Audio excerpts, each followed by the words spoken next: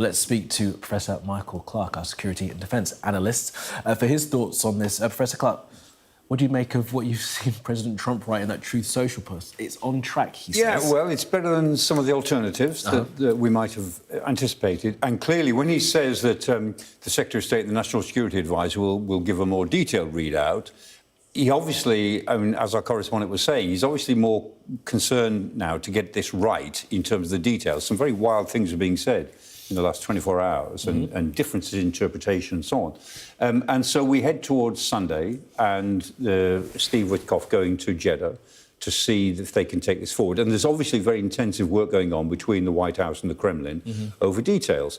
But the fact is, it's still the case that the United States wants a quick deal. They want a quick ceasefire agreed for 30 days. That gives them breathing space to think of something new after that.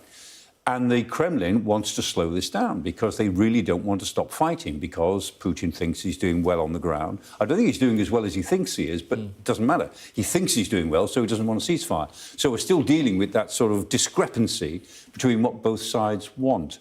And interestingly, both sides stressed yesterday the other issue here, which is the strategic partnership between Russia and the United States. They're both keen on it, and both of them regard Ukraine as a problem to be disposed of, not a just peace to be arrived at or a war to be stopped, but an irritation to the bigger picture of a strategic partnership between Russia and the United States. And that's your analysis from the telephone call between Trump and Putin yesterday. This thing moves so quickly that we move on from that call and how consequential that was. That's where they kind of agreed to a very limited ceasefire. What's happened in the time since that call between the two and where we are now? Yeah, since last night, I mean, things have happened. So this prisoner exchange took place, and so 175 prisoners each side have exchanged.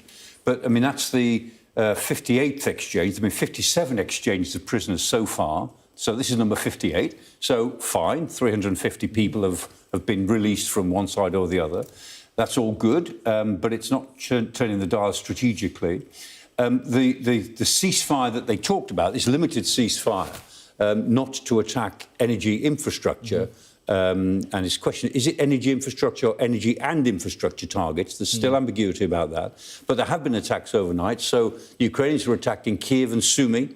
There were big attacks around Slavyansk, and Slavyansk was without power and had power cut off during the night. And equally, the Ukrainians have attacked in Kursk. They've attacked in Krasnodar, the Kavkazsky